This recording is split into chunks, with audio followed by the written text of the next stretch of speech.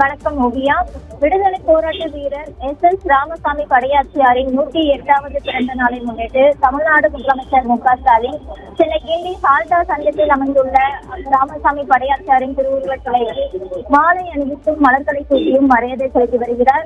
குறிப்பாக எஸ் ராமசாமி படையாச்சியார் கடலூரில் 1918ஆம் ஆண்டு பிறந்தார். இளமையில் படிப்பிலும் விளையாட்டிலும் ஆர்வம் உள்ளவராக விளங்கினார். அந்த காலகட்டத்தில் இன்டர்மீடியேட்டர் வரை கல்வி பயின்றவர்.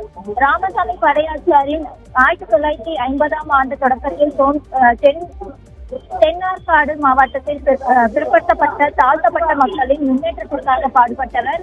இவர் இளம் வயதிலேயே சமுதாய பணியில் ஆர்வம் கொண்டதன் விளைவாக தனது 24 வயதில் கடலூரில் நகராட்சி உறுப்பினராக தேர்ந்தெடுக்கப்பட்டார்.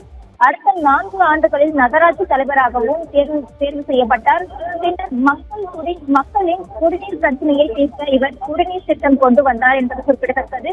குறிப்பாக தனது பொது வாழ்வில் 3 முறை சட்டமன்ற உறுப்பினர், 2 முறை மேலவை உறுப்பினர், 2 முறை நாடாளுமன்ற உறுப்பினர், தமிழ்நாடு அரசின் அமைச்சர் என பல்வேறு பொறுப்புகளிலும் பணியாற்றினார். இவரது வேண்டுகோள் பெயரில் 1970ஆம் ஆண்டு தமிழ்நாடு அரசு முதலாம் பிற்படுத்தப்பட்டோர் நலக்குழு என்ற அமைப்பை ஏஎஸ் சட்டநாதன் என்பவரை தலைவராக கொண்டு அமைந்தது.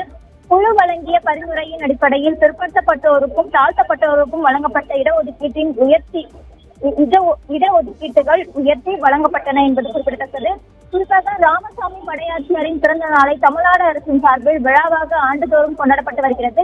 அதன்படி இந்த ஆண்டு விடுதலை போராட்ட வீரர் ராமசாமி படையாச்சியாரின் 108வது பிறந்த நாளை முன்னிட்டு அரசு சார்பில் தமிழ்நாடு முதலமைச்சர் மரியாதை செலுத்தி வருகிறார். இதில் அமைச்சர்கள், மேயர் மற்றும் நாடாளுமன்ற சட்டமன்ற உறுப்பினர்கள், துணை மேயர் உள்ளிட்ட பிரதிநிதிகள் இதில் பங்கேற்றுள்ளனர். ஓவியா.